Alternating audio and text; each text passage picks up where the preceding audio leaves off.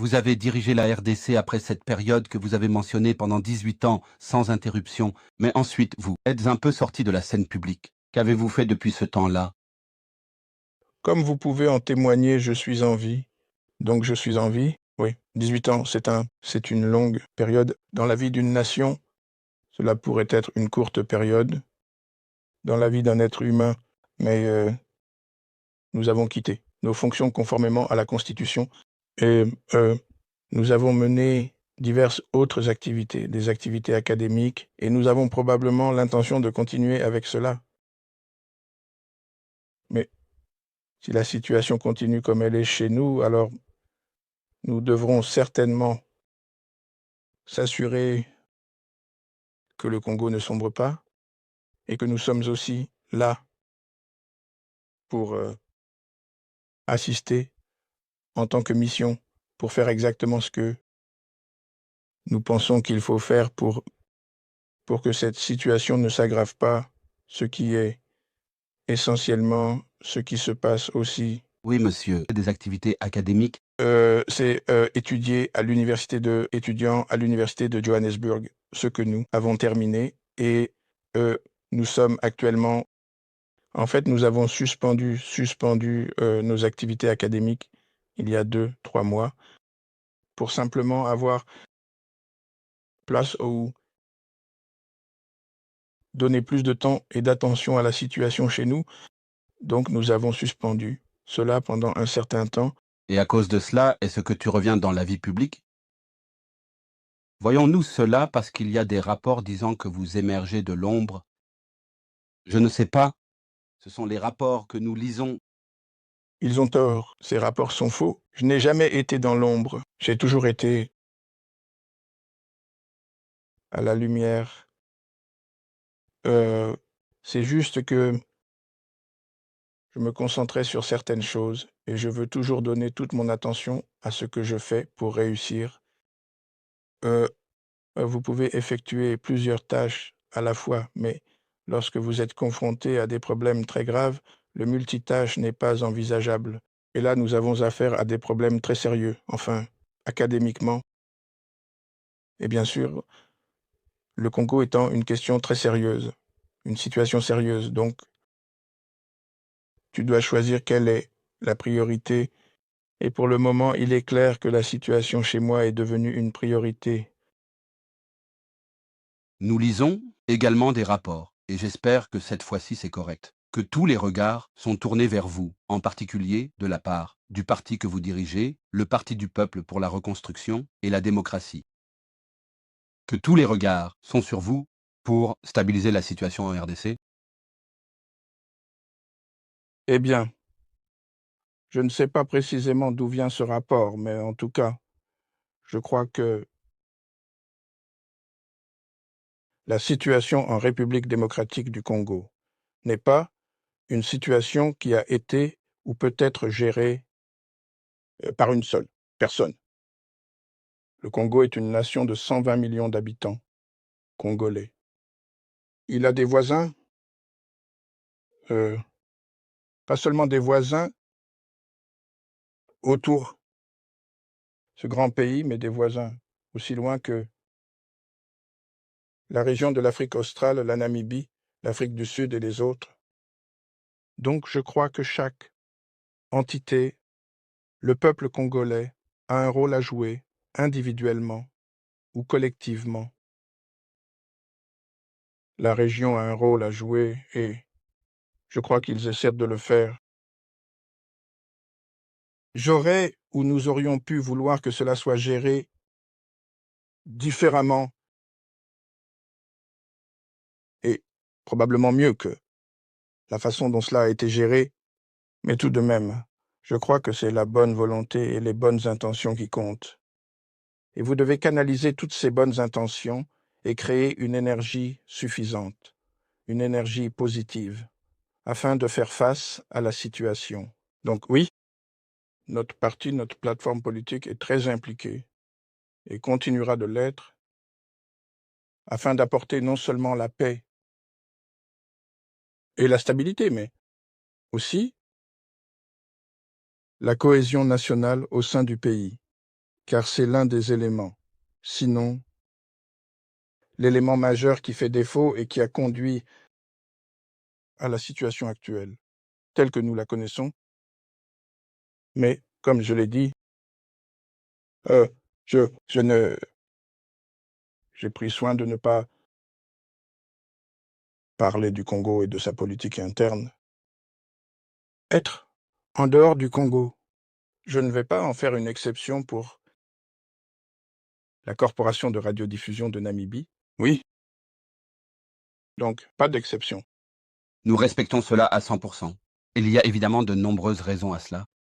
Mais en 2008, c'est vous qui avez signé l'accord de paix avec les groupes rebelles dans l'est de la RDC. Est-il mal de vous voir comme un acteur clé de la paix dans ce conflit? Eh bien, nous avons déjà parlé de la paix. En fait, cela découle de la compréhension que vous ne pouvez pas avoir de développement, qui est l'objectif ultime de tout gouvernement, de tout peuple. Le développement et le bien-être économique des gens, vous ne pouvez pas avoir cela sans avoir la paix. Donc la paix, c'est la priorité, sinon le fondement de quoi que ce soit. Et vous ne pouvez pas avoir de paix si vous avez des injustices au sein d'une société. Donc, pour revenir à votre question, oui, beaucoup d'arguments, en fait, ont été signés, pas seulement en 2008. Je crois que le premier, majeur, vous pourriez l'appeler, était un accord que nous avons signé à Osaka, à créer un gouvernement de transition. Jusqu'en 2006, les élections subséquentes ont été organisées avec la Constitution ayant été adoptée par référendum en 2006, puis des élections. Oui, nous avons eu des hauts et des bas aussi, en tant que gouvernement avec des rébellions, à gauche et à droite, principalement à l'Est, mais pas uniquement à l'Est. Et nous avons traité ces deux choses de deux manières. C'est-à-dire, nous avons utilisé des négociations comme un outil, mais nous avons également renforcé notre capacité à faire face à une telle situation sur le plan militaire, et c'est ainsi que nous avons réussi à apporter la paix. À 98% de la région, à l'Est, à l'Ouest, à travers le pays.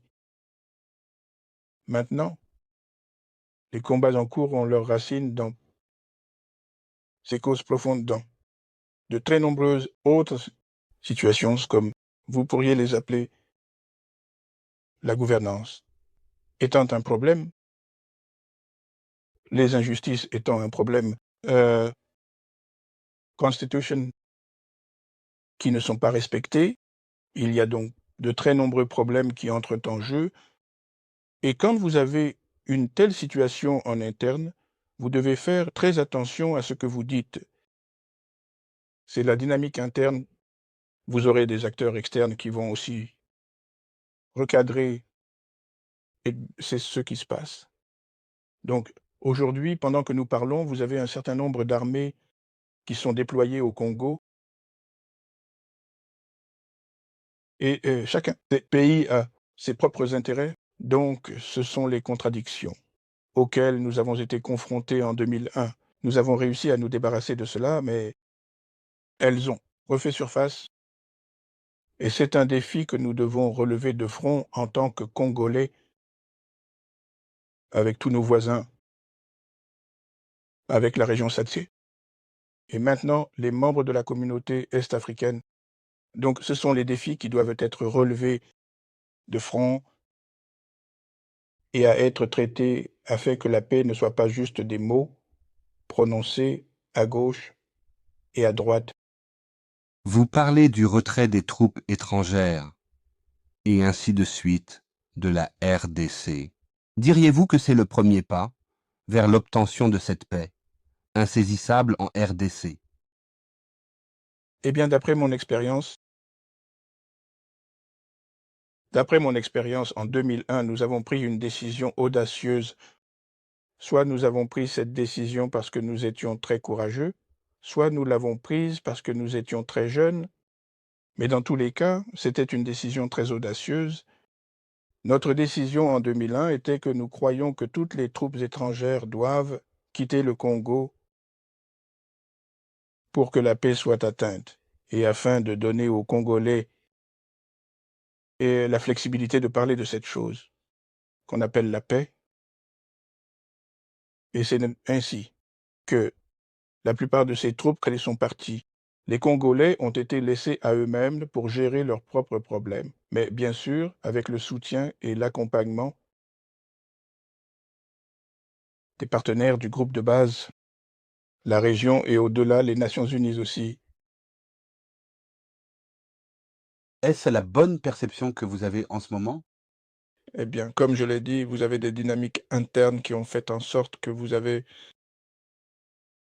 des gens qui ont pris les armes, vous avez le gouvernement qui se bat, ceux qui l'ont fait, eux, les raisons sont diverses.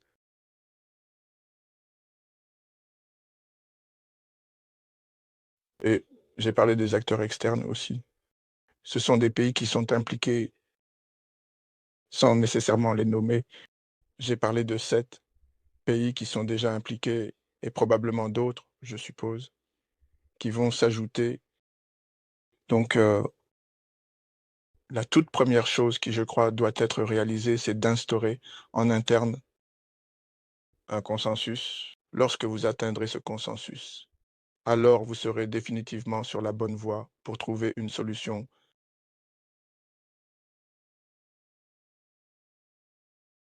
C'était notre approche en 2001. Mais aujourd'hui, cela pourrait aussi être la meilleure approche en matière de respect. Vous avez parlé du retrait des troupes étrangères, et ainsi de suite, de la RDC. Diriez-vous que c'est le premier pas vers l'atteinte de cette paix insaisissable? En RDC, Eh bien, d'après mon expérience, euh, il y a longtemps, en 2001, nous avons pris une décision audacieuse. Nous avons pris cette décision parce que nous étions très courageux, ou nous avons pris cette décision parce que nous étions très jeunes, mais dans tous les cas, c'était une décision très audacieuse. Notre décision en 2001 était: nous pensons que toutes les troupes étrangères doivent quitter le Congo afin que la paix puisse être atteinte et afin de donner aux Congolais la flexibilité de parler de cette chose qu'on appelle la paix. Et c'est ainsi que la plupart de ces troupes sont parties. Les Congolais ont été laissés à eux-mêmes, mais bien sûr avec le soutien et l'accompagnement des partenaires du groupe central de la région et au-delà, les Nations unies aussi. Mais est-ce la même thérapie qui peut ou va fonctionner, le même miracle aujourd'hui? Maintenant, nous devons nous asseoir et nous plonger là-dedans, nous y attarder, mais je crois qu'il n'y a rien de plus important qu'un pays soit dans ses frontières souverain, des décisions souveraines, et qu'il n'y ait pas cette armée en train de se battre, y compris des mercenaires, des centaines de groupes armés. Maintenant, quand vous avez un tel mélange, eh bien, c'est une situation plutôt indésirable. c'est en effet très complexe. Mais en termes de la situation elle-même, le président Ruto est en train de médiatiser et il a un rôle très difficile à jouer. Je pense que c'est très complexe à ce sujet. Mais comment voyez-vous sa médiation aider à au moins parvenir à un certain accord sur ce que nous disons aujourd'hui? Vous voyez, vous me ramenez à parler de le Congo et ses dynamiques internes, mais je ne sais pas si vous voulez une réponse de un homme d'État âgé, moi-même, ou si vous voulez une réponse de juste un ancien président. Si jamais quelqu'un voulait mon avis sur cette question particulière, mon conseil pourrait être parler au peuple congolais. Ils savent mieux, ils savent le mieux, parce qu'ils y ont déjà été. Ils ont gravi cette montagne, ils sont descendus dans la vallée. C'est une autre montagne à gravir. Ils savent mieux comment, où, de quoi. Ils souffrent. Je sais que l'initiative est de faire venir des médiateurs de l'Afrique de l'Ouest, d'autres pays africains, mais aucun médiateur ne vous dira jamais qu'il ou elle connaît le Congo mieux que les Congolais. Et je pense que cela devrait être la première étape. Et puis la deuxième étape, bien sûr, devrait être la bonne volonté. Comment jugez-vous la bonne volonté, les bonnes intentions des acteurs? Et, bien sûr, troisièmement, quelles sont les garanties que ce que vous faites apportera la paix dont nous parlons? Donc, je pense que c'est un processus qui est encore à ses débuts. Et je n'ai pas tous les détails, donc je devrais vraiment m'abstenir d'entrer dans ce que fait le président Ruto. Nos dirigeants d'église essaient aussi de faire quelque chose, mais avec le temps, je pense que nous aurons tous les détails et nous pourrons nous faire notre propre jugement. Mais mon conseil est cela. Mais actuellement, il y a aussi le sentiment que le peuple de la RDC, ils se battent entre eux. Si vous regardez la partie est de la RDC, il y a cette perception. Est-ce correct? Perception que vous avez en ce moment. Eh bien, comme je l'ai dit, vous avez des dynamiques internes qui ont fait en sorte que vous avez des gens qui ont pris les armes. Vous avez le gouvernement qui se bat. Ceux qui l'ont fait, euh, les raisons sont certainement diverses. Et j'ai parlé de l'externe. Les joueurs aussi, ce sont des pays qui sont impliqués. Sans nécessairement les nommer, j'ai parlé de 7 pays qui sont déjà impliqués et probablement d'autres qui devraient devenir. Donc, la toute première chose qui, je crois, doit être réalisée, c'est d'instaurer en interne un consensus. Lorsque vous atteignez ce consensus, alors vous serez définitivement sur la bonne voie pour trouver une solution.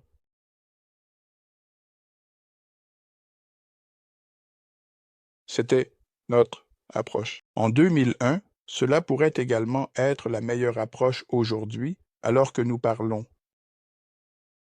Au moment où vous avez quitté le bureau, vous aviez une très bonne alliance avec le président Félix Tshisekedi. Quel est l'état actuel de cette relation?